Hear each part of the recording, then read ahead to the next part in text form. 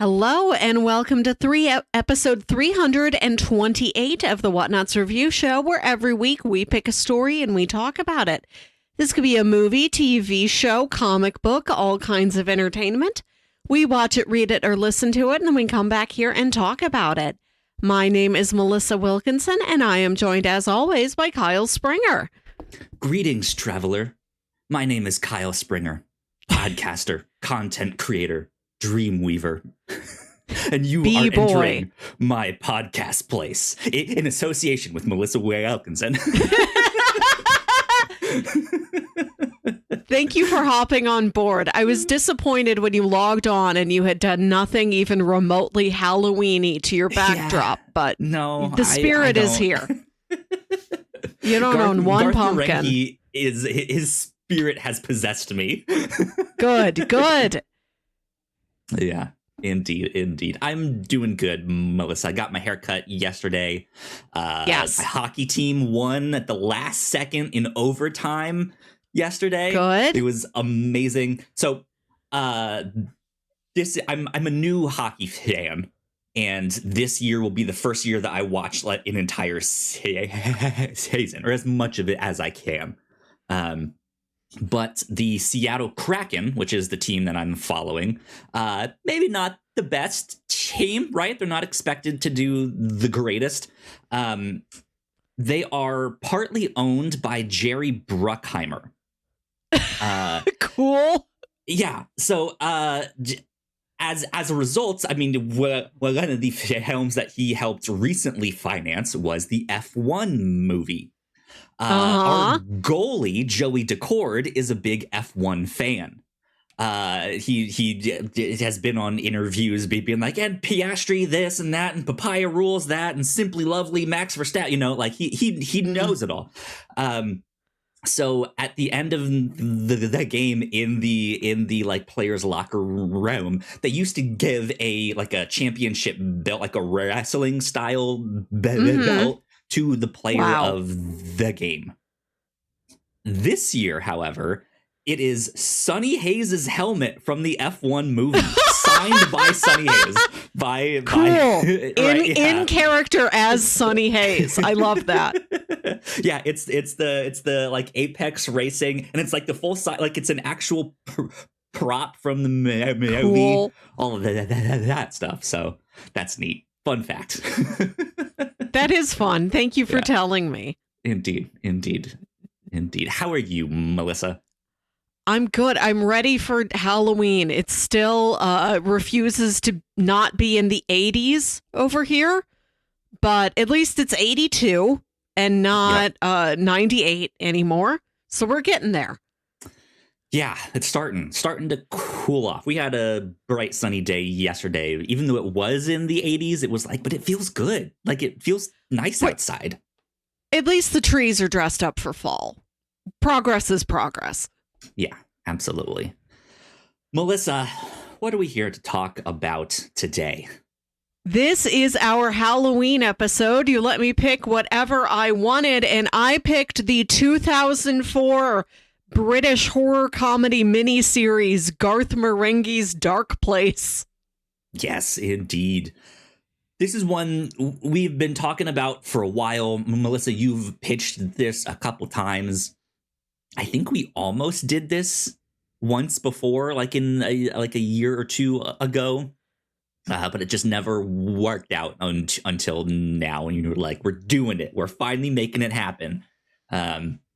So Garth Marenghi's Darkplace. I didn't really know what to expect from this. You gave me the pitch. You gave me the log line, but even still was not quite sure what it was going to be exactly. It's so weird because I could describe this as like, oh yeah, it feels like it was filmed in 2004. I also wouldn't be surprised if this was made in the 80s. Which is it's made to look like that. Spoofing, right, yeah. But they do such a great job of what they set out to accomplish. That man, this was great. This was so much fun. I'm happy you enjoyed. Yeah. I got to show Rachel the first episode of this because after I watched it, I was like, oh, I need to show this to her. She would love this. I did not think about it when I pitched it, but I'm like, this is a Rachel ass show. She loves stuff like this. 1000%. So she's watched the first one. And she was like, yeah, this is up my alley. This is so good. Good. So what is your history with Garth Marenghi's Darkplace? Where did you find out about this show? On 27th of July, 2006, Darkplace made its U.S. debut on the Sci-Fi Channel. It's quoting directly from the Wikipedia because I wanted to know the exact date. Because I know I saw this day and date when it premiered late one night on the Sci-Fi Channel. And I had no idea what I was in for, and it just blew my brain open. I've never laughed so hard. Isn't that first episode where he opens the door and then the guy just explodes? But like, was this like you had read a previous issue of TV Guide to let you know that this was coming and you were kind of excited? Or did you just can't sleep one night? Oh, there's this weird thing on TV. Garth Marenghi's Darkplace? What is that? This might have been the summer when we first got our Dish DVR. So I was just recording a bunch of stuff. And I went to Sci-Fi Channel was one of my go-tos. If I didn't know what to watch, I'm like, what's on Sci-Fi Channel? So I was the person who was seeing a lot of the commercials and making note of upcoming releases. Gotcha. Okay. That makes sense. Yeah.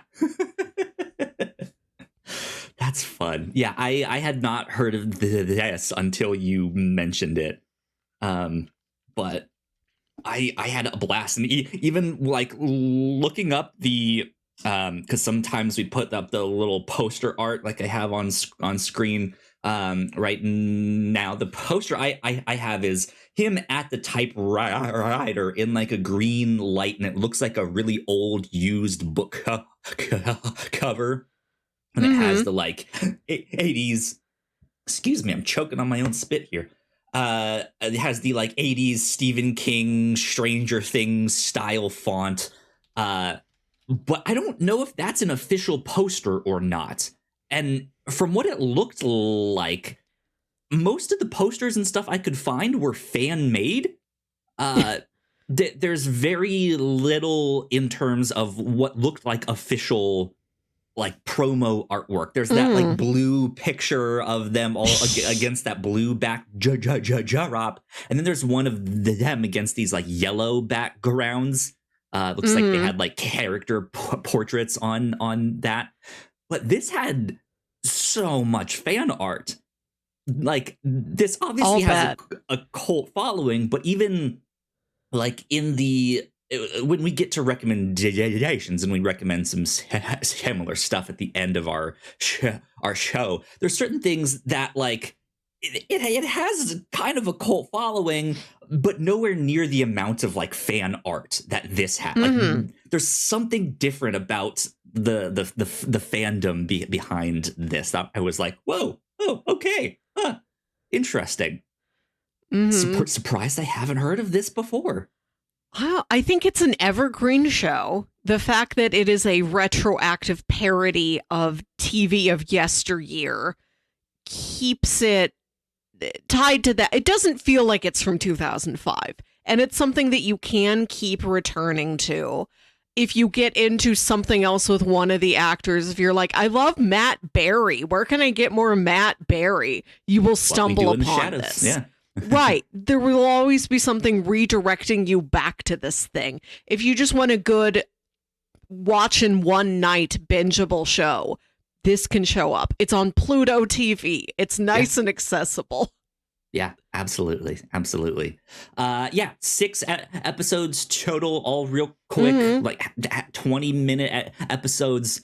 So yeah, I think even one of the like fan art, this one may not have been fan art. It looked like they put it in theaters for a special event and did all 6 like crammed into one big thing. And I did see a poster with that. But yeah, easily watchable in one sitting. It's good stuff. So, Melissa, what is Garth Marenghi's Darkplace? Give me the synopsis here. Garth Marenghi is a fictional horror writer like a Stephen King or a Clive Barker, except much worse at his job. And he has created a TV show called Garth Marenghi's Darkplace, where he plays Dr. Rick Douglas, MD, who is a doctor at Darkplace Hospital, a haunted hospital. And this show, within a show, supposedly was made for the BBC in the 90s, never aired. It has been lost media, and now in a dearth of other things to put on TV, the BBC has come crawling back to Garth Marenghi, like, please put it on now. And it's these old, cheap TV episodes filled out with talking heads of Garth Marenghi and his producer and one of the actors talking about what happened on the show behind the scenes. So it's a show within a show. Yeah, like mockumentary style. Also, Tales from the Crypt kind of thing at the start, where he's like introducing every episode. Yes. So, yeah. There's a couple different levels of parody going on here, and I think they're all pretty skillful. Yeah. But this, when Melissa says like cheap television show, that is exactly what it is. Like, yeah, that might even be an overstatement or understatement on how cheap it is. Like within the first like 30 seconds of what was the episode that never aired, this woman is walking in this hospital. She like looks at this door, and it's supposed to be a cat that walks out and like talks to her and stuff. But obviously, it's difficult herding cats, and so they have to like toss this cat out. But you see the person's hands that like push it out. It's not just cheap. It is poorly edited, poorly timed, poorly everything. It's meant to sound like it's poorly written. Which just it is the exact recipe they were going for, and they nailed it. They it's hilarious. All of the awkward cuts, the awkward like looks at the camera, and that's right when they cut the lines that are all ADR. Yes. Most of the show is ADR, and it just gives it this like off kilter presence. Like something is wrong here, just like watching Madam Web in modern daytime. Yeah, man, they absolutely nail this. I had a great time at this. But he plays this doctor at a hospital, and he's supposed to be like the star doctor. He's like a celebrity doctor that like everyone in the field of medical science knows who he is. But he's also a practitioner of the dark arts, right? And a ladies' man. Right, yeah, he's supposed to be like, I'm super handsome and sexy, but I'm a doctor. And just the hospital is maybe the most bland set that you can think of. All the other characters except the, for the like kids' main room. Yeah, right, yeah. And the actors outside of the four main actors are all arguably just the most like they're playing it this way, like they're supposed to, but just like the most bland, straight face. Oh wow, you're applying for the new doctor's position. Can you start today? Yeah. Right. Like that's the line delivery. Yeah, just look straight in the camera. No emotion. It's fantastic. I had a great time with this one. Fantastic. I thought you would enjoy. I'm happy you did. Yeah. And in as a kind of break between our coverage of the Americans, I feel like this is so far left field of that this makes for good Halloween episode for us. So let's just take a break midway through covering the Americans. So good stuff. I wanted a silly break, as silly as possible on purpose, because I could have gone very scary. I'm like, no, let's be gentle this year. Let's have a break. I will say there is one scene in here that I thought was actually scary. That we'll get to. Not like it scared me, but like the imagery of what was happening was like, that's not bad, actually. Not far off. Right? But yes, guy like can't wait. Being demon possessed and just being like is not scary at all, right? So good stuff with that. Let's take a break for housekeeping, and when we come back, we will dive a little bit deeper into Garth Marenghi's. I keep wanting to say Darth because I'm a big sci-fi Star Wars fan. Garth Marenghi's Darkplace. So we'll be right back. Thank you so much for checking out this podcast. We hope you're enjoying it. If you didn't know, we make multiple different shows here at the Whatnauts, and a lot of hard work goes into making them, so we would love it if you check them all out. But none of this is possible without your support. Head over to patreon.com/thewhatnauts and you can get access to over 40 hours of exclusive content, including our Patreon first podcast, The Pilots Club, when you sign up at our $3 tier. Of course, there is a free version of the Pilots Club available, but episodes are exclusive to our Patreon for 2 years before they hit the free feeds. If you're interested in buying merch, we have shirts, hoodies, mugs, and more for sale over at thewhatnauts.com/store. Another great way to help us out is by subscribing and leaving a nice rating and review on your podcasting app of choice. You can also subscribe to our YouTube channel for video versions of the show, trailer reactions, and live streams. And lastly, you can always find out more information about the shows we make on our website, thewhatnauts.com.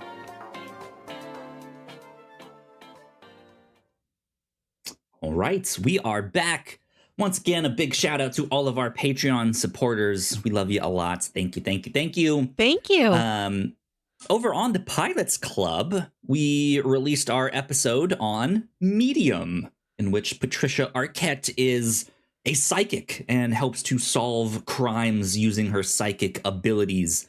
That one had maybe one of the funniest scenes in a pilot that I think we have watched, with a giant caravan of like 25 black Suburbans all filled with Texas Rangers in them. Go check out the pilot for Medium and our episode on that. That was a lot of fun. But then over on the free feed for the Pilots Club, we released our episode on The Amazing Screw-On Head. A 30-minute animated special that was never really turned into a show, based on a comic book by Mike Mignola, who created Hellboy. So go check that one out too. That was also a lot of fun. What a weird little animated show that was. That was fun. It was good stuff. Right here on the review show, I previously mentioned The Americans. We have covered the first 3 seasons. We did season 3 last episode. And then previously before that, we combined seasons 1 and 2 into a single episode. So go check all of those out. And then, of course, coming up down the road, we will be continuing our coverage of The Americans. So be on the lookout for all of that. And then lastly, over on the Captain's Log, Melissa, you asked me about real pieces of media that sound like creepypastas when you try to explain them to other people. Mm-hmm. And I think I'm proud to say that I think I introduced you to something that I'm kind of surprised you didn't know about. Me Especially too. Because it's a like obscure Disney thing. Right. Which is right up my alley. How did I know Mr. Boogedy, but I didn't know the Scarecrow of Romney Marsh? I have to watch it now. Exactly. So go check out the latest episode of the Captain's Log as well. That was a lot of fun. But that's about it for housekeeping right now. let's get on to spoilers for Garth Marenghi's Darkplace. Melissa, favorite episode? There's so many jokes in here. It's mile a minute with the jokes, with the goofs, with the bits, even to the extent that it feels like the very last thing that's on screen for an episode is a joke, where they say the production company and then they realize they only have a second left to say the last little bit, in which he says in association with Dean Lerner, but he's like speeding through it like, oh, that was an afterthought, or like, you forgot to put me on the thing, right? Let me sneak myself in there. Right, yeah. So what like you obviously mentioned he opens the door and the guy explodes. What is your favorite bit from this show? The part that I have remembered the most, that is never far from my thoughts, almost 20 years after originally seeing it, is One Track Lover, which is the song Dr. Sanchez sings in the 6th episode, which I had not seen in context in quite a while. I forgot that it's right at the beginning of the episode. It's not even a climax. Right. Yeah. That was great. I was not expecting this like music video style in the midst of this episode. But yeah, they've been like, that was, I think it's a climax in its own right, because they certainly have been kind of seeding this, not really a love triangle, but right, this like he's hitting on the other doctor. What's her name? Is it Alice? It's Dr. Liz Asher. Liz Asher, played by Alice Lowe. But the name of the fictional actress, Alex Lowe, plays Madeline Wool, who plays Dr. Liz Asher. But I think in the lore of the show, Madeline Wool has been missing for years, and that's why she is not one of the talking heads. Yeah. An interesting thing about that is like it feels like there's other horrors on like the side of the show. Like, what is really happening? Like, what's going on? Yeah, I like that there are bits like that, but yes, like they are seeding this, like, she kind of likes Garth Marenghi or whatever his name is, Dr. Rick Douglas, MD. But he like pays her no mind. He's so into like his job and the dark arts that he does not notice the attention of her. Whereas Matt Berry's character, Todd Rivers playing, I don't know what Dr. Lucian Sanchez. Thank you, Dr. Sanchez.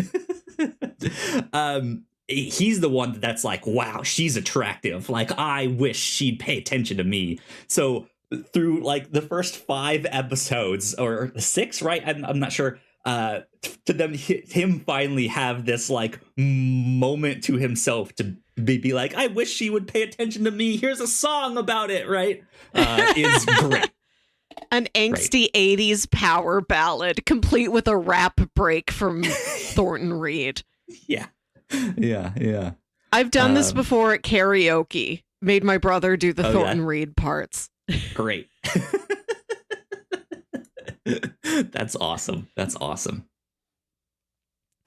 Yeah. The more you watch, go ahead. Oh, I was just gonna say, I think one of my favorite bits is shortly after the guy explodes.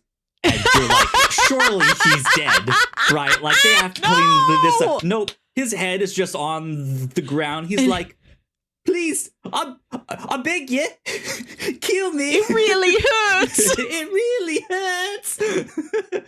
And then he picks up the shovel because there's nothing else there, and they're both like, no, like, that's not the way I wanted to go, but I have to. But no, but you're my friend. But no.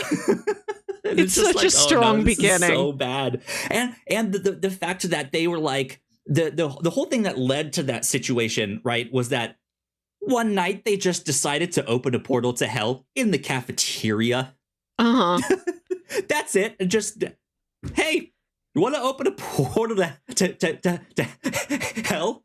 Sure. Mhm. Why not? And that's what they did. And then Rick Douglas goes to make Coke floats, and he comes back, and his friend has opened the portal. Yeah, absolutely. Yeah, just it's such a dumb way to kick things off, but so funny. So yeah, I really enjoyed that bit. That bit I think stuck with me the most. Mm-hmm. I think that's what sold me on the show when I was 15. Yeah. The more you watch it, there are these really funny recurring side bits. I love the fake car. It's like a golf cart that they kind of have dressed up to look like it is a full-size real car, but it obviously isn't. And it's just in, like, they're rocking it, but it's not moving. It's just against a backdrop. You can see the like stationary black curtains, but like on the side and behind it. I love that they treat that thing like it is an absolute real car. I love that Darkplace is in the middle of nowhere, and they keep cutting to that miniature model. Yes. It is so obviously a miniature model, but there's no other miniature models around it. There's nothing. Darkplace Hospital is in the middle of a wasteland. Yeah, it truly is this like mysterious, almost liminal space that it like both inside and out, just because there's nothing around it of like where is this place really? Does this take place in Maine, or is this in some like obviously they have that whole episode with Scotland right there. So yeah, is this somewhere in England, in Sussex? I don't know. I don't know my English geography. That is a place there. I know that much. Yeah. But it does give it this like mysterious vibe of like, where is this place? Especially since all those scenes of them driving in the car is just pitch black. We never really we don't go home with anybody. We see no other places besides the interior of the hospital, the miniature model of the outside of the hospital, the moors, the car driving scenes, and the flashback to Rick Douglas and his bug son. Yeah. There's a smaller detail in the car scenes that I also thought was funny, is that it sounds like there's a line where he mentions he has to go to a different building or a different wing of the hospital, and then he gets in the car and it's still the pitch black. Like it's not even like he's driving around and I think you see the side of the building there. It's just pitch black. They could not even put that thing in a real parking lot. It is only on a soundstage in front of a curtain. Yeah. In the opening credits, it's the same opening credits through all 6 episodes. I love that first it's Garth Marenghi as Dr. Rick Douglas, MD. And then it's Todd Rivers as Dr. Lucien Sanchez, no MD. And then it's Madeline Wool as Liz Asher. No doctor and no MD, though we know she is both. And then it's Dean Lerner as Thornton Reed, and Thornton Reed is the only character name in quotation marks. The reality of the character. He's truthing. The reality of the characters just degrades as the opening titles go on. And you see in the opening credits Garth Marenghi at his typewriter, and he pulls the paper out of the typewriter and the paper flies around, and you expect to see a message appear on this blank piece of paper, but instead it's Garth's face superimposed over it. And then the paper keeps flying around, and then it lands on the ground outside Darkplace Hospital. Again, it is always a blank sheet of paper. It is the most obvious thing in the world to put something on the sheet of paper, but it remains blank. That's so funny. Right. Even if he just types the word blood 6 times. Maggots. And sick. Period. Next line. Ripped out. Then they were devoured by a hell beast. Right, yeah. Yeah, each episode always starts with him reading some excerpt from one of his books, and it is just like, it's not even that it's out of context, but it obviously is. But it's just a terrible piece of writing. Mm-hmm. It's like you put no effort into this, and you're just repeating the same word over and over again, and that's it. They're not scary. They're not sexy. Right. They're not creative. They're not anything. But as a piece of satire, it's kind of spot on, though, with the like Stephen King has just a million books out there, right? And that means maybe not all of his premises are the most like spectacular thing out there. Right. Sometimes you have to get a Tommy Knockers. For every The Shining, there's a Tommy Knockers. And also at the same time, somehow you still manage to have a terrible premise, and then he makes something great out of it, right? Of like, okay, but what if machines come alive and become killers? And like, that's exactly the kind of book that Garth Marenghi would write, and like has been. Like, well, what if a crab was human size? Right. He's Stephen King if Stephen King only wrote Maximum Overdrive. Right. Yes. If all of his books were some variation on he lives Overdrive. Entirely in that realm of Stephen King's output. Yeah. Like it almost feels like it fits in with like the Goosebumps of the 90s and stuff like that, which even that I would say was scarier than anything Garth Marenghi did. But still, it's like, what if my next door neighbor had a creepy mask? No, what? It's the little girl puts on the creepy mask because she's tired of all the bullies at school scaring her, and she's like, I'm gonna scare them. And she puts on the mask, and then she can't take the mask off, and she's stuck like that. Yeah.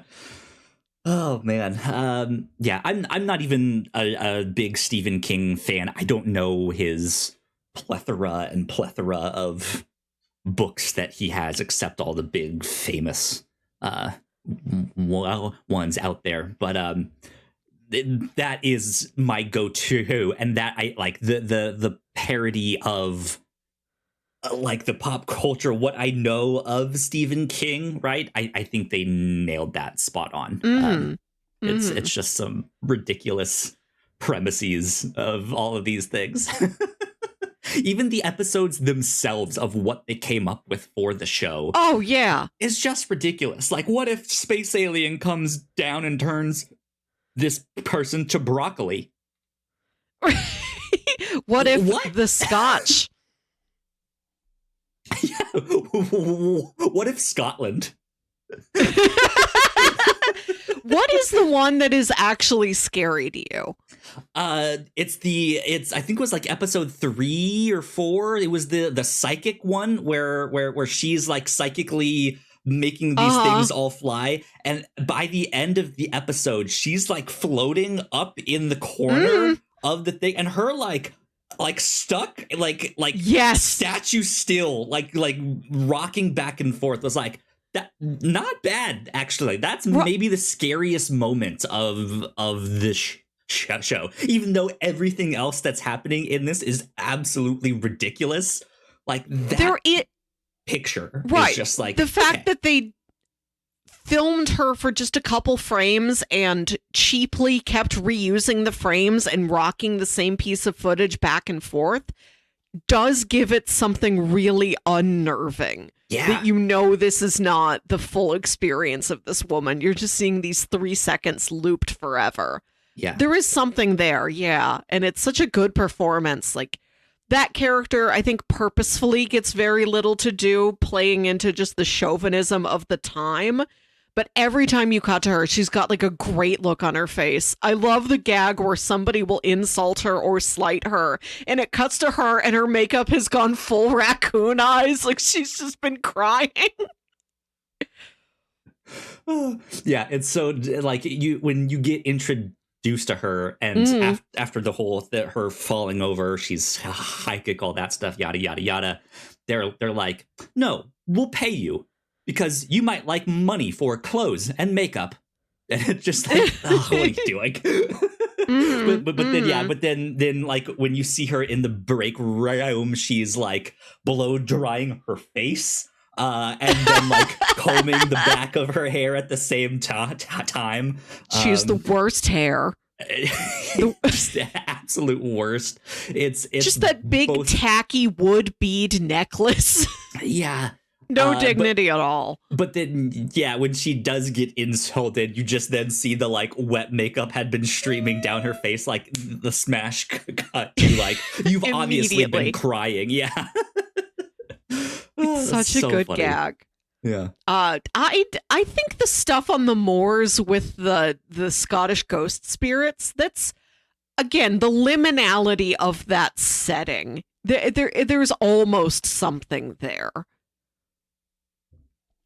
Right, yeah. Because I think you're led to believe like it's zombies. Like the way that they're walking and almost like stomping around. It's like, oh, there's zombies, and which makes sense, right? But then you're like, no, it's just Scottish people. They're like the ghosts of past Scottish warriors. Right, it's not even contemporary, just folks from Glasgow who came over. There is some supernatural element there. But Garth, you're right. Yeah. Yeah. Rick Douglas tells the story about having a layover once in Scotland, and he had to get stuck there overnight. And he went out in the middle of the night, and he's like, everybody, it was a ghost town. Everybody I met was mean. He had this terrible experience there, which just sounds like normal. I had a bad travel experience. I didn't like the town I was in. I was there at a weird time. It was kind of lonely and strange, but that caused him to have a vengeance against all of Scotland. And then Dr. Sanchez is just like, my aunt lives in Scotland. She says it's nice. Yeah. Yeah, and then his whole, like, the way he solves it is just like, I can make them a peace offering with this short bread. And that's it. I haven't seen Ted Lasso, but I think that's what that show is about. So I guess it is an important motif. That is a recurring lesson people still need to learn. I guess. I don't know. I think it's mostly about shortbread as far as I can tell. Soccer. That's all I know, right? Mustache. Yeah. Anyways, Dean Lerner. Let's talk about him. Let's learn us some Dean Lerner. I liked him too. I think actually hold that thought. I do have one more thing to say about, and again, I don't remember her name. Alice Lowe played her. Her character. Dr. Liz Asher. Liz Asher, thank you. You guys know I'm terrible with names. You mentioned that she maybe didn't have as much to do just based on the both the times and the things that they're spoofing, right? Actually, I don't know. I feel like she got quite a bit to do in the first couple episodes. From the like psychic stuff to her like turning into a monkey, to from her like all the roles a woman wants.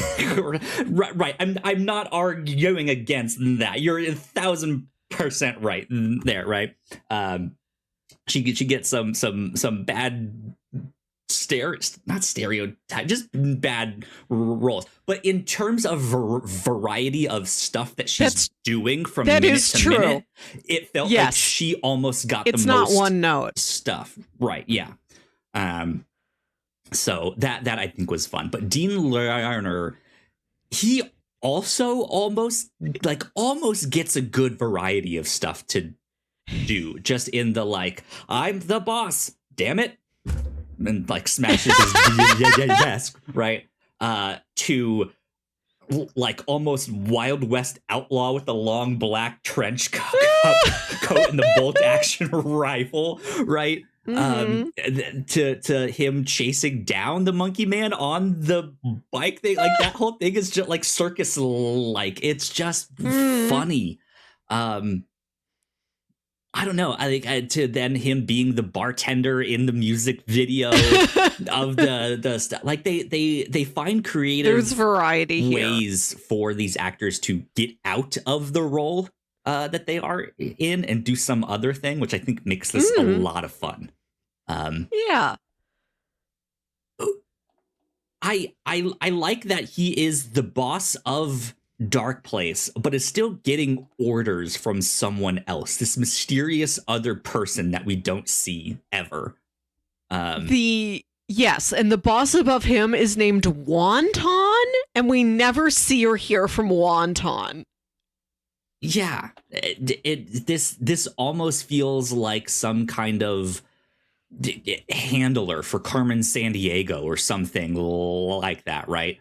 I don't know where I pulled that one from.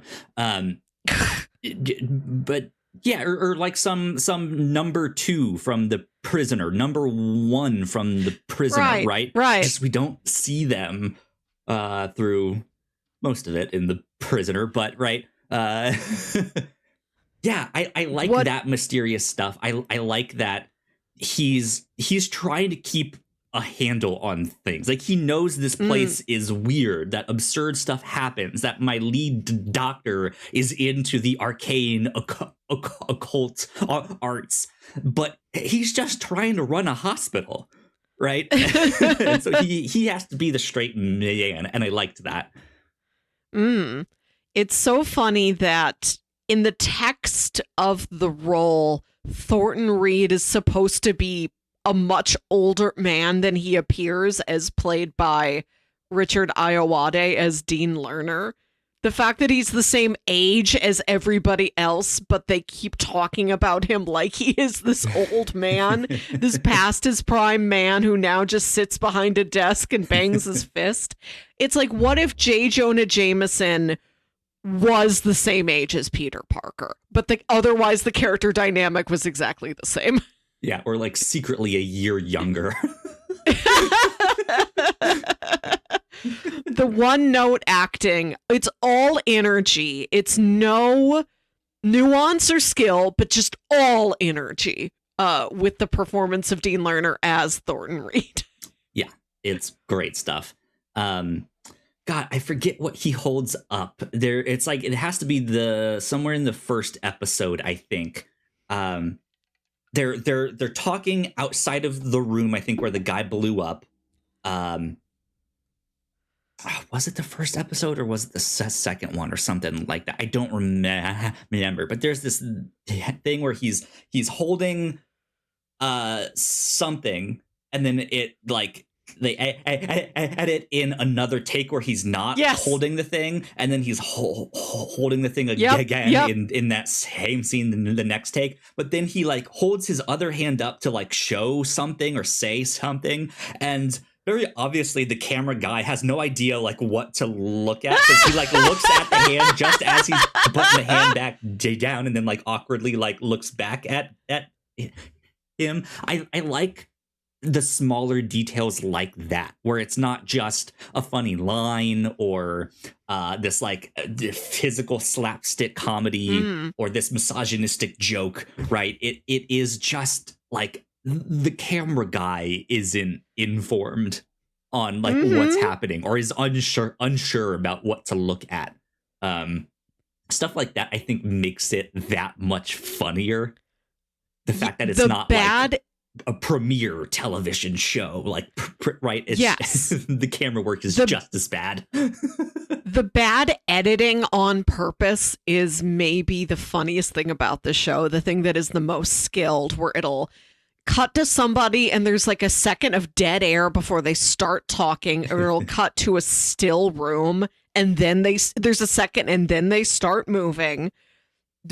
There's continuity errors. Something is in somebody's hand, then it's out of their hand. Right. The end of the ape episode where they have to deliver all the exposition, and it's clearly added in at the last minute, and it cuts to just inanimate objects in Dean's office. It's just footage of a potted plant, and then they cram in all of this ADR'd Rick Douglas dialogue, and he's talking so fast because there's so much to cover.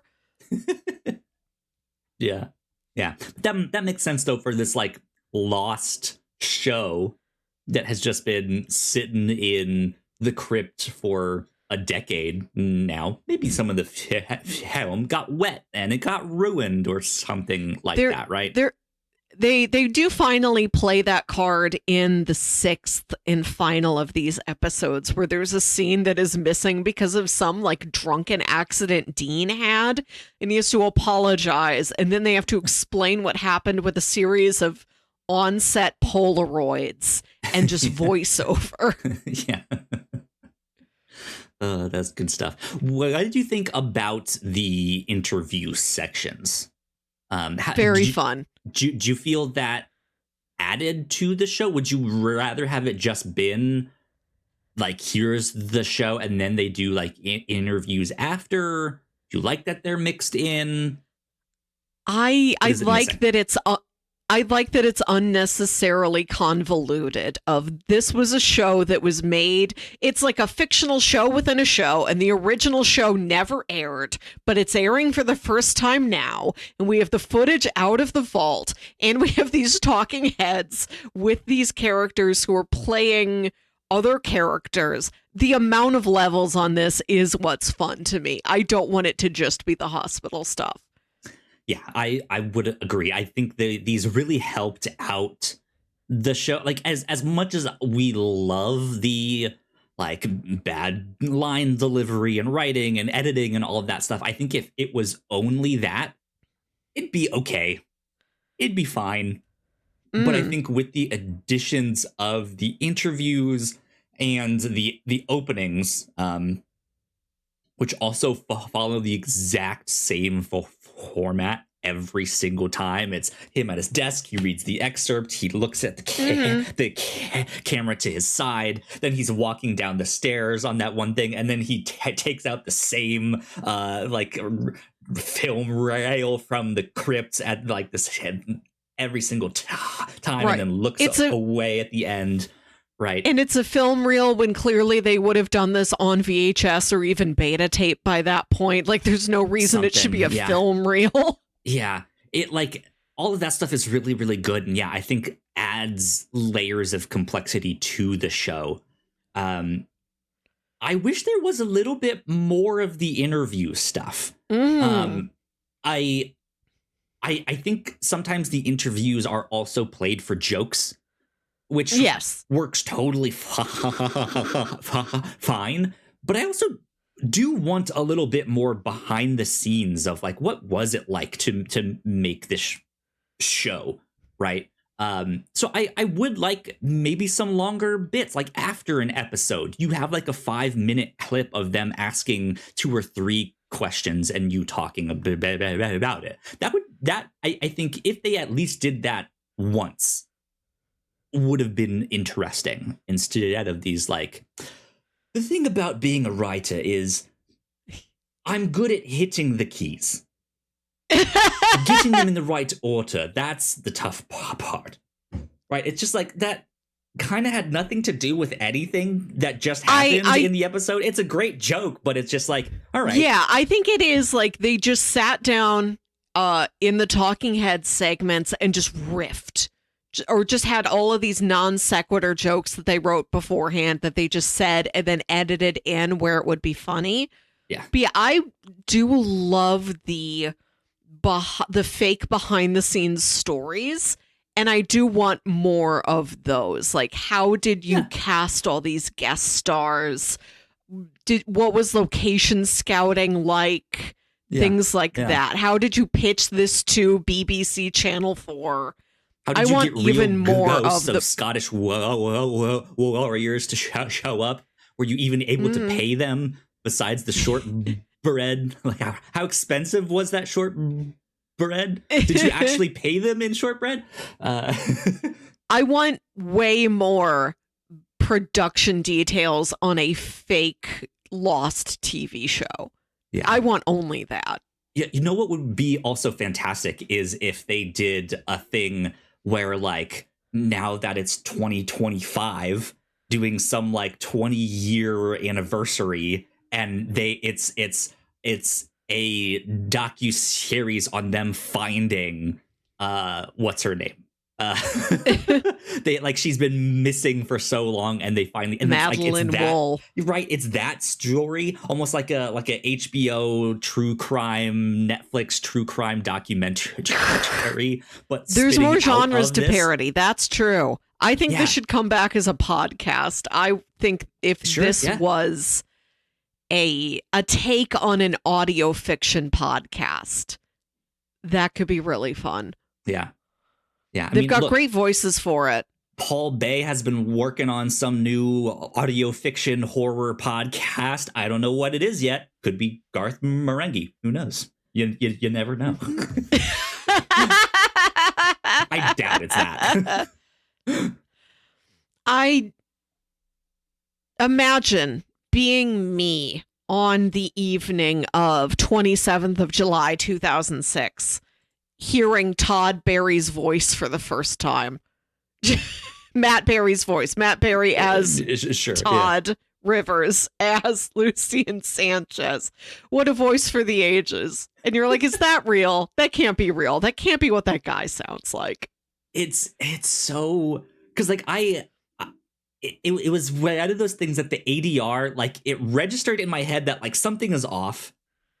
But it took me a second to like hone in on, they're re-recording their own dialogue for some reason here, and it just or if it's not re-recorded, they separated the mix and like put it just half a second off and like at the wrong octave. It does add to the fun of the show. Because he's also just hamming it up. He's playing it up so hard. The way he's pronouncing things, the way he's delivering these lines. So I think like it sounds like that, and it works really well. I like it. Mm-hmm. I love when he's about to sleep with the broccoli woman and she's like, but we don't even know each other's names. And she introduces herself and he just shouts, Dr. Sanchez. And then makes out with her. Yeah. Does not even bother to include his first name. Like, she probably knew you were Dr. Sanchez. So it's information she already has. You're so proud just to shout it at her. God. Yeah. Yeah. I don't know. And then, the ADR is good because it will switch back and forth between like, this is obviously mic'd up and used correctly, and then here's a scene that's not. But then again, like the interviews don't give any kind of insight into that. Right, they don't talk about it. Which I would have liked some actual insight on that. I say actual in air quotes because again, right, they're just making this fake show. But yeah, I don't know. That's the one thing that I think like we needed more of that. I would love a story about how we hired a sound guy and then we fired the sound guy for this reason, so we had to record it later. And then we rehired him as an actor, but he wasn't allowed to be the sound guy. He's one of the apes. Yeah. I love in the first episode where they go to that funeral and it's clear that Todd Rivers was not there and was shot independently and just edited in like he was part of the crowd scenes, and they play his ADR later like he's there. There's the whole slow motion part and the joke about how the episodes were coming in short, so we tried to make everything slow motion just to pad out time. And everything's slow motion, but they cut in Dr. Sanchez just saying, "Look out, Dag, she's got a gun," in like regular speed. Yeah. No, that's my boy. That's his mother. Nothing helpful. No new information from Dr. Sanchez. And he just shoots her in the shoulder. It's like, fuck off. No, get out of the way. I'm killing a demon. Like, what? So sometimes there are field trips to places outside of the sound stage of the set. They do go to that graveyard. There's the chase through the woods. But that makes it even funnier that they can't put the car on a parking lot anywhere. Right, that is only on a sound stage. Yeah. I like that. I love as he's shooting the demon at the graveyard, it will then smash cut to Dean Lerner with his shotgun just indiscriminately shooting in the air, like not even aiming at anything, just like more bullets. Nothing at all. I love the flimsiness of the Darkplace hospital sets. The gag in the first episode where he goes to the kid's room and he talks to the kid in the little hospital bed, but they're talking about if the kid's dad is going to be all right. And you're like, oh, the kid's not the patient. The dad is. Then what's this kid doing here in this whole kid's room? I love that nobody seems to leave this hospital alive.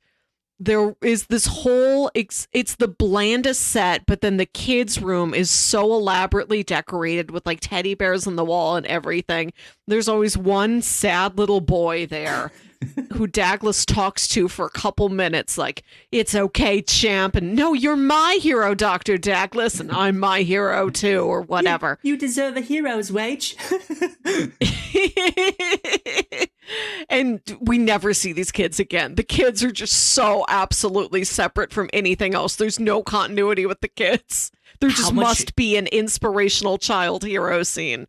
How much you want to bet one of those kids got to dress up as the eye monster with the giant penis? Who knows? Because that's what it felt like. There's an episode where this like eye monster with a giant penis impregnates another man, and they shoot the monster, but this monster is maybe only 4 feet tall at the most, right? So it feels like it's a kid inside this thing, and it's like, okay, here's your big scene. You just have to act like you've been shot and like fall backwards. But he almost looks like Grimace, but the color of a chicken nugget. Just this like odd brown color.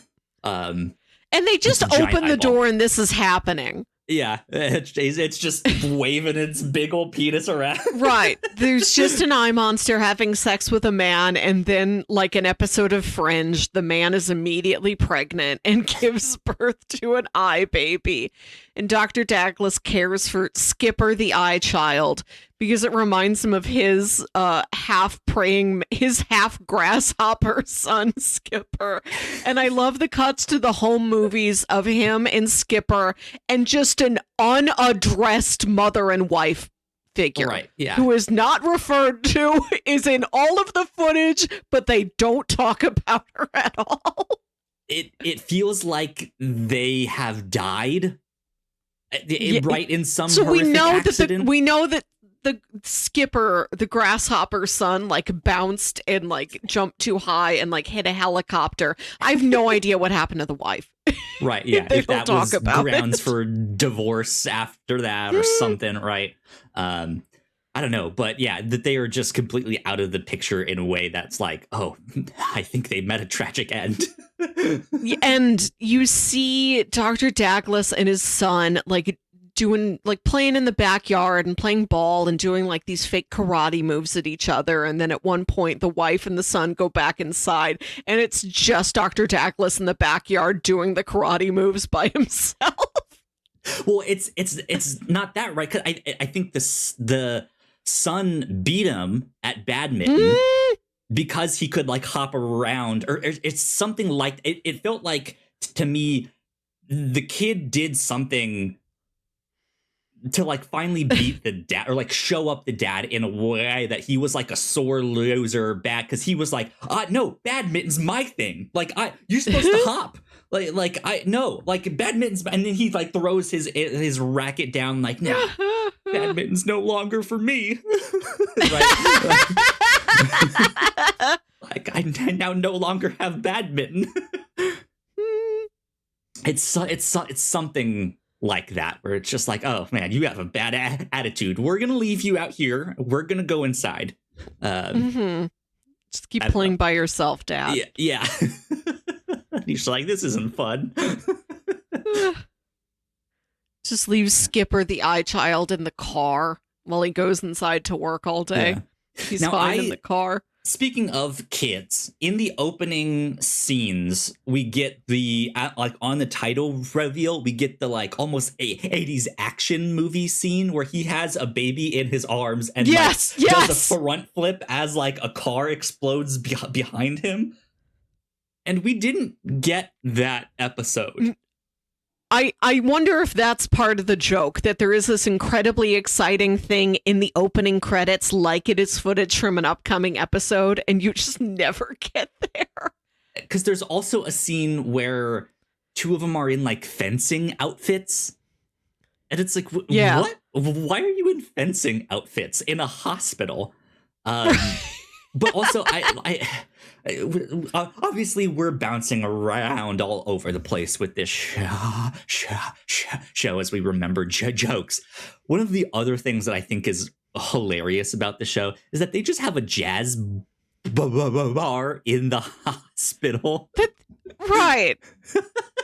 Just for like one episode, they just have this bar like it's, I don't know, the commissary on like MASH or Whoopi Goldberg's bar on Star Trek. Right, yeah. It's just an anomaly in this strange place. That was really good. I liked that, where it's just like, what is truly in this hospital? Because to be honest, if you were to tell me that the set they used was basically like a square and it just like went around in a circle and there was like a room or two on like either side of this like central column that you see, one side was the kids' room and one side was the bathroom, right? If that was all it was, I would believe you. Like it always looks like it's just this like square set. Which is, it's just so small, and yeah, it's like it's so small. It's good. It was good. I liked it. I did like the slow motion stuff that they did was never actually slow motion. They just had all the actors move slower. That was good. It's filled with so many good little bits and stuff like that. The fact that no one notices that the water is contaminated and just ecto cooler green, right? He keeps almost drinking it, and then when he finally puts it all together, his realization is, oh, I never drank that cup of water I poured for myself yesterday. Right, yeah. Yeah. Or like the sick woman being wheeled in by the cop. Oh, I have to use the bathroom. I'm going to put you right here by this air vent. And he's like pointing to this vent that's just spouting this like green gas. And she's just like, all right. And then he walks out of the bathroom, seemingly looks at her and shrieks. And it's like, I forgot to flush. And he's like horrified and he runs back in. Yeah, that's like, there's just stuff like that. There's bits of jokes of like, they can't fill their storeroom in the basement with actual jugs of water. So they've printed off pieces of paper that just say water on them and have pasted them on everything. Boxes. Yeah. Empty cardboard boxes with a sign on it that says water cooler jug. Yeah. Oh, I love an empty cardboard box fight. Yeah, that stuff is great. And then weird moments that they just have like one of the apes peeing on Matt Berry's character to get the contaminated, like it's just, oh, it's ape pee. That's what it is. Just like, what is going on here? It feels so sexual. Oh, there's like too many jokes in this thing. Too many, like that is what is truly impressive about this show to me. Yes. Like, there's not, like, as much as I want like a bit or a part that is not filled with a joke, give me something that's a little bit more serious in there mixed in. It's also just impressive how many, like how every little detail is a joke. It is dense. It's got a lot of repeat watch value. This is maybe the third or fourth time I've watched through the whole series. I always spot something new. We have a local indie cinema bar that does these like themed happy hours where they'll just play all of something all night. And it's like, come in, sit down, watch it, no charge. We have drink specials. They do have a Garth Marenghi one coming up soon. Even though I just watched all of it, I might go see it again in a little theater with other people. Do they do like themed cocktails? I think so. I don't think I've been there enough times to like really clock what the cocktail menu changes are.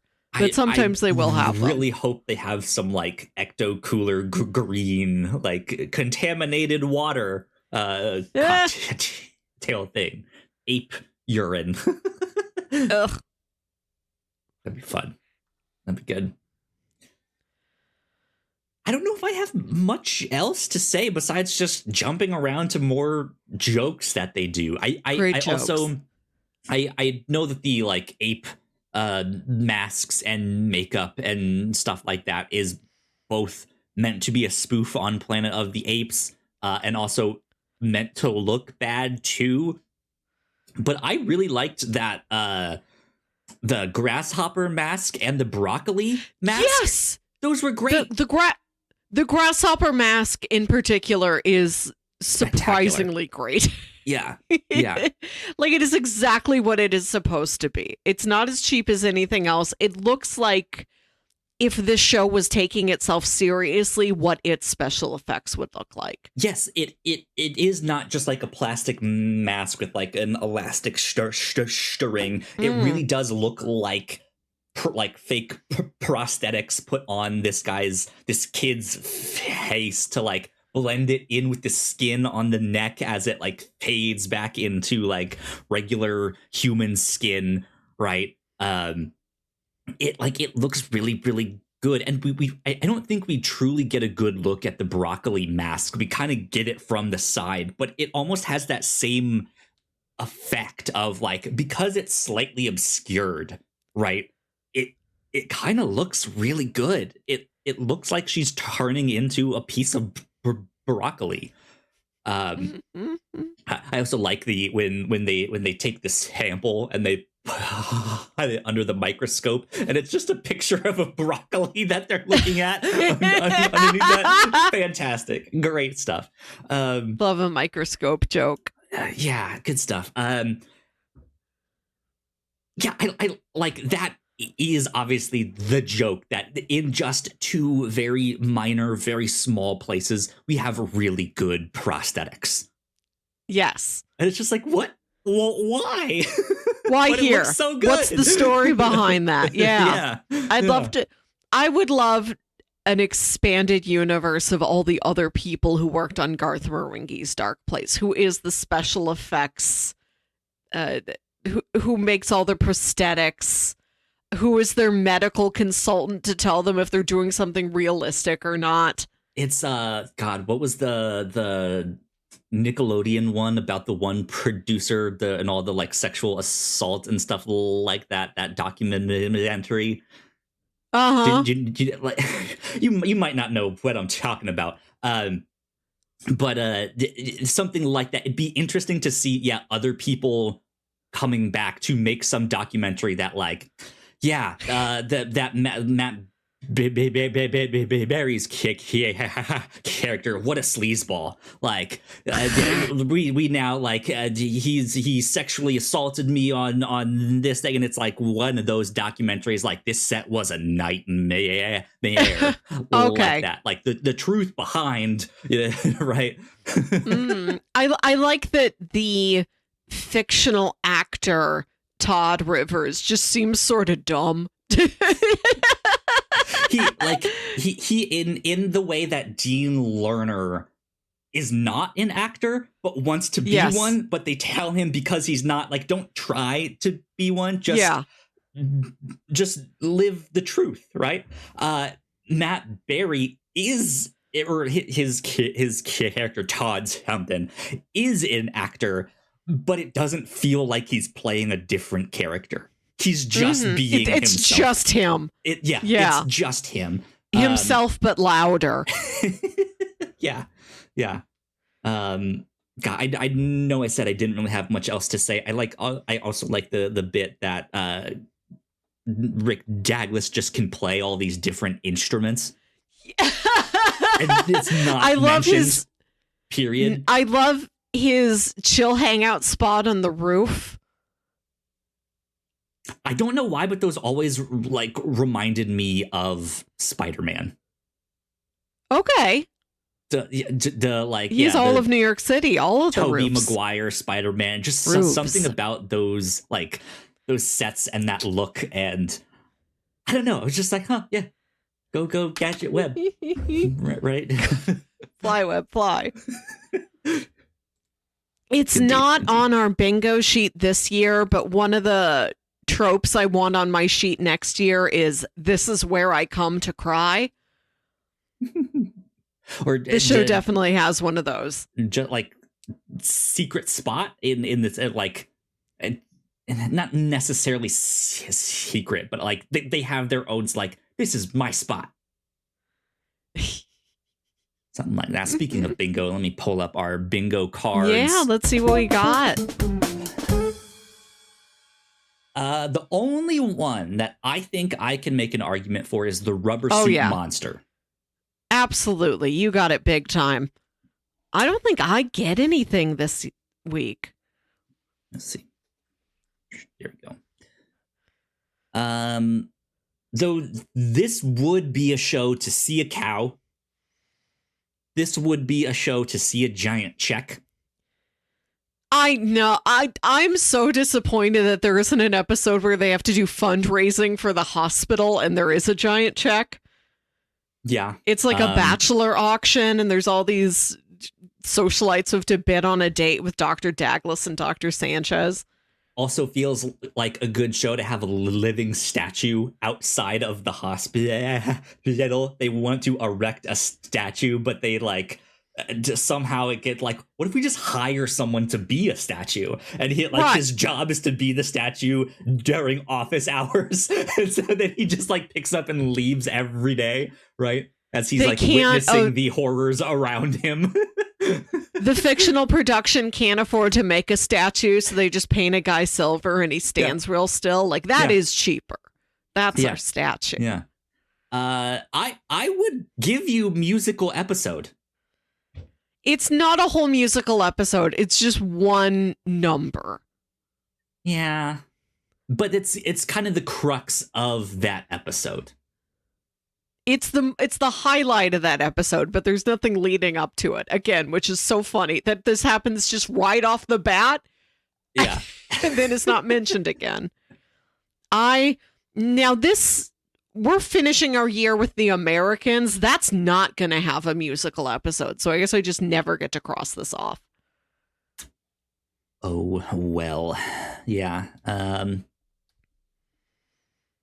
Also feels like an episode we could have gotten a tug of war resulting in a broken object. On mine. I don't have that one, but oh well. I think that's about it for our bingo update. Melissa, let's get on to recommendations for people that enjoyed Garth Marenghi's Darkplace. What else might they enjoy? There was a sort of spin-off series called Man to Man with Dean Lerner, which is a fictional talk show where it's Richard Ayoade as Dean Lerner again. And I think in the first episode, he interviews Garth Marenghi. And I think all the other episodes, it's Matthew Holness playing a new character besides Garth Marenghi. Gotcha. I watched the first episode of this. Pluto automatically played it for me after Darkplace was over. That's how There's I a saw laugh it. track that's kind of distracting, so I didn't watch much more, but I love the set design of this fictional talk show, and I love the opening credits. Okay. Good stuff. Good Check stuff. it out. In our history here on the review show, we've covered a few things in this vein that are attempting to be really cheesy B-movie entertainment. Including on episode 280, we watched The Velocipaster, Yeah. about a pastor who can turn into a velociraptor. And on episode 315, we watched I Was a Teenage Wereskunk. We did. We just got a comment from the main actor on that episode. Good acting in that. Yeah. Both of those are really silly, really fun. And way back on episode 75, we watched Rubber, which is not quite one of those. Rubber is something much, much stranger. Rubber is about a sentient tire named Robert, and he just rolls throughout a small desert town with psychokinetic powers that let him blow things up with his mind. Mm-hmm. And he falls in love with a human woman, and he's like on a rampage trying to get to this human woman. With plenty more just bizarre little side details. Rubber is less so bad it's good on purpose. It's something much more surreal. I gotta watch Rubber again. It's been too long. Yeah. I'm a big X-Files fan. In my favorite episode of X-Files, I think it's in season 3. It's called Jose Chung's From Outer Space. And this is an episode where Mulder and Scully have done this, attempted to solve this possible alien abduction case in a small town where everybody had a different side of the story and they could never really unify all the stories and figure out what was going on. And Charles Nelson Riley plays a true crime writer named Jose Chung, who went to that same small town and interviewed everybody about that possible alien abduction case. Okay. And now he's going to Mulder and Scully to interview them for their side of the story. So the episode is everybody's different perspectives on what happened. Nothing lines up. Nothing makes sense. They talk to one witness and he saw this whole like claymation demon come to him from beneath Earth's crust. Okay. It's very silly. It's one of my favorites. There is an old YouTube video, truly old, 19 years old, dawn of YouTube video called Doom House that I've not seen in a long time. I know it's from like 2006 and there's at least one like very 2006 joke in it. So take it with a grain of salt. Not all of it is aged very well, but it is like guy moves into house is haunted. The entire thing is done with like 2 actors in just a house, just an empty, boring, normal suburban house for 0 budget. It's the same things over and over again. It's a mini masterpiece of one of these. Nice. Like a 15-minute triumph of terribly produced horror film. And then there's the monster fuck. Continue. The improv comedy podcast Comedy Bang Bang, on the Halloween episodes, not every year, but most years, Nick Weiger comes on playing a guy called Leo Carpazzi, who is said to have written the original Monster Mash song that went on to be recorded by Bobby Boris Pickett and become the Halloween staple we all know and love.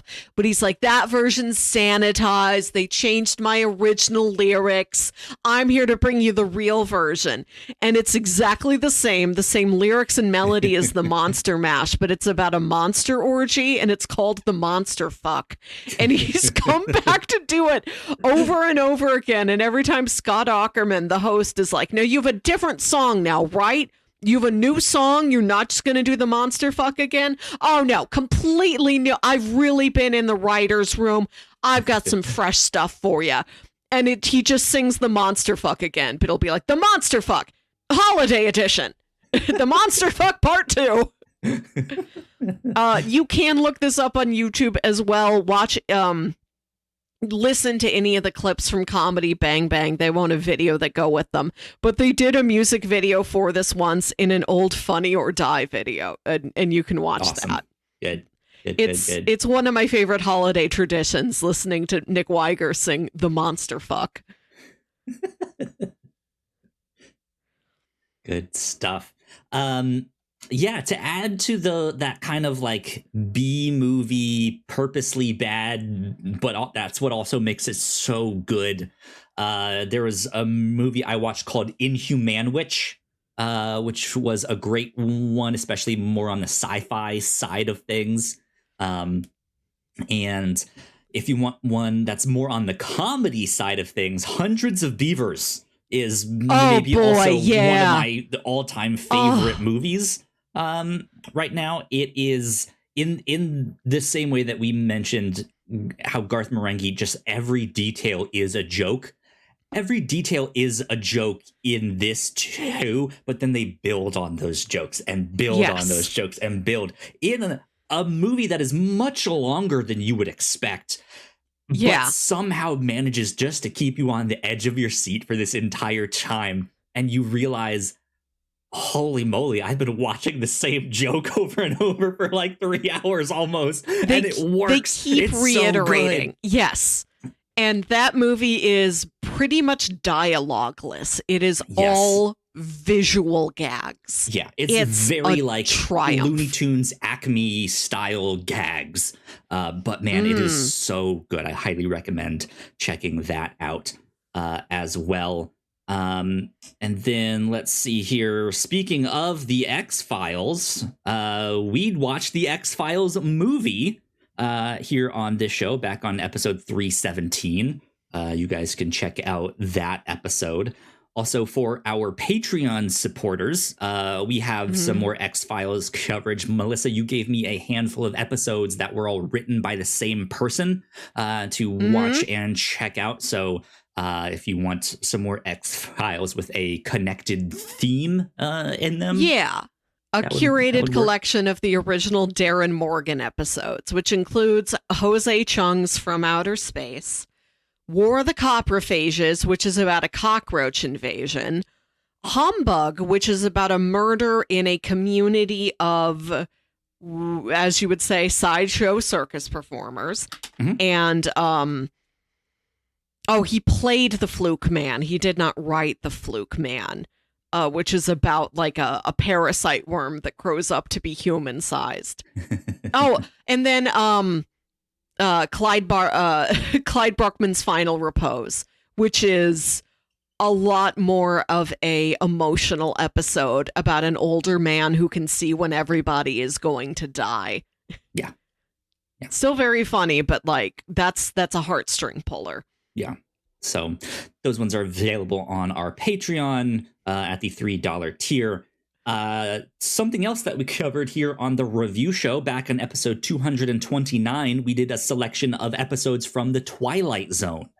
Which the opening of Garth Marenghi is very much riffing on the like 60s Twilight Zone style opening. And that was great. I don't remember. Let's see. We finished Halloween season, blah, blah, blah. I don't know if we list the episodes out here, but we just do a handful of different episodes. Let me see. So, I mean, I can read the description of our episode that you wrote here. I have that up. I have them. We did Where Is Everybody? The Monsters Are Due on Maple Street. The After Hours, The Howling Man, Long Distance Call, and It's a Good Life. Yeah. So good handful of episodes there. Then let's see here. This other one, this is one that I don't think we've ever like thought to recommend before this on the show. Like we like to recommend things that we've covered on this show. Dimension 404. Do you remember that one? Right. I do remember that one. We covered this way back on episode 161. This is a fun, like, sci-fi horror anthology. Very similar to the, like, Twilight Zone style stuff, but a little bit more on the sci-fi side of things. I think there's even a Christmas episode mixed in there, according to our yes, with the big cube. Yeah, something like that. It's an interesting one. Oddly, this episode has done really well for us on YouTube. It like oddly has a lot of views for what we normally get, which is not much. I guess because nobody else has ever talked about it. I've never heard a person besides us reference that show. Right? Yeah, but yeah, we have a lot of 404. those. Go check it out. Episode 161 on that. I thought you were going to pull out an old title from episode 81 when we watched the British horror movie Ghost Stories. Do you remember this at all? I remember us covering it. I barely remember anything that happened. Same. We talked about this in 2019. British horror movie Ghost Stories. A paranormal investigator is contacted by his hero to debunk the 3 cases he could never solve himself. These tales of ghosts and demons make the investigator look into his own past, where nothing is what it seems. I remember it being like kind of sad, like one of those horror movies that's like, oh, I don't know if I'm scared of this, but it is kind of a bummer. Mostly I remember that Martin Freeman is in it and he's covered in a bunch of prosthetics, but I'm like, I know that's Martin Freeman under there. I know that old man is Martin Freeman. You can't fool me. Yeah. So go check that stuff out as well. Trying to think, outside of stuff we've covered, if you're a fan of video games, go play Alan Wake, which... Melissa, are you familiar at all with Alan Wake? I know. Yes. That one I do know. So I've only played the first one. I have yet to play the second. I played the first one with my partner, so we're hoping in the near future here to play the second one together. This also is like, what if horror writer was a spoof on Stephen King? And then gets like mixed up in one of his own books, and stuff like that. And in the world that you explore, you can come across TVs that will have these like Twilight Zone episode things happening on them that you can just sit there and watch. They like to mix in like real footage of stuff on televisions. In that, so go play Alan Wake. Control is in that same universe. You can get some more X-Files-y vibes in Control. Go play Control. That's a great game. So yeah, go play Alan Wake in Control. Stuff like that. So yeah, I think those would be my recommendations. Or if you enjoyed Garth Marenghi's Darkplace. Cool. Melissa, we're back to the Americans this next episode. We are season 4. Americans. Yes, season 4. Where we left off with season 3. The Americans is a show about 2 Russian spies who have been living undercover in America for decades. It is the 80s. It is the Cold War. They are trying to hold their covers together as parents of normal suburban kids, while secretly they sneak away and do Russian spy things. And they've had to tell their teenage daughter what it is that they do. They've had to reveal their identity to her. And season 3 ended with her calling and confessing to her pastor, my parents aren't who they say they are. So as we start season 4, we look forward to the fallout of that decision. Yeah, we'll see what happens. So yeah, that is mostly what we will be covering for the rest of the year, the rest of the Americans. I think we've reserved our final episode to be kind of a celebration of everything that we've done here because we're coming up on our 10-year anniversary here at the Whatnauts. Yes. So we are reserving our final episode as kind of a celebration of all things review show. Yeah. On episode 300, we recorded a bunch of stuff and then the episode didn't record. It got lost. Something happened. I don't know. So we still have all of those lists. So I think we're going to return to some of those lists. Update them, here. read them again. Yeah. Finally make it happen. I think, I don't know if we've mentioned it here on the review show yet, but I do want to just kind of quickly hint at what the future of this show is going to look like. Mm-hmm. We have decided in the new year to kind of, after 10 years of the review show, we are consolidating everything into a single podcast because we do. Right now, we do multiple podcasts here. We'll explain more at our end of the year Grand Prix and stuff like that. But going forward, we will have a single podcast that's I don't think we're likely to change it. I think we're just going to go with the name The Whatnauts Podcast. We'll resurrect that name. But we will still review things every so often. It'll be books or movies or comics or all that stuff throughout the year. But we're also mixing in the stuff that we do over on the Captain's Log. So sometimes we're just going to kind of hang out and talk about what we've been watching and reading on our own time, some pop culture stuff, some Formula One stuff. We might be playing some games. We have like an annual trivia night over on the Captain's Log. We do our Rotten Tomatoes movie prediction game. Our Halloween special. Yeah, all that stuff. We're just kind of mixing it into one podcast feed.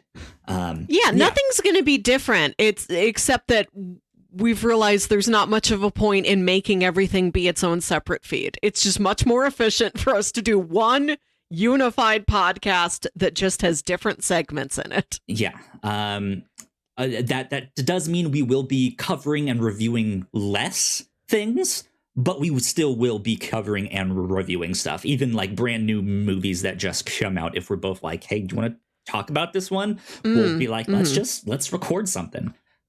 So be on the lookout for that in the new year, which probably means eventually we will have you guys go subscribe to whatever that feed is. I don't know how we do that. I don't know if we just turn everything into this feed or we just start up a new podcast feed, because that's easier to just be like, this is episode 1 of the new Whatnauts podcast. We'll figure it out, but be on the lookout for all of that down the road. I think that is about it for everything here on the review show. So let's wrap things up right there. Melissa, where can the people get in contact with you? Email me at yourhostmelissa@gmail.com. What's your favorite Lost TV show? Let me know. Indeed. If you guys want to get in contact with me, I am at Kyle Springer.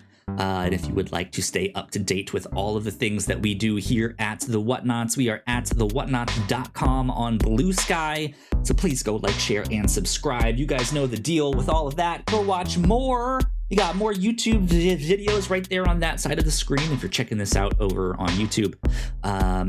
And yeah, this has been number 328, I think is what we said, of the review show. We'll see you all next time. Bye. Bye.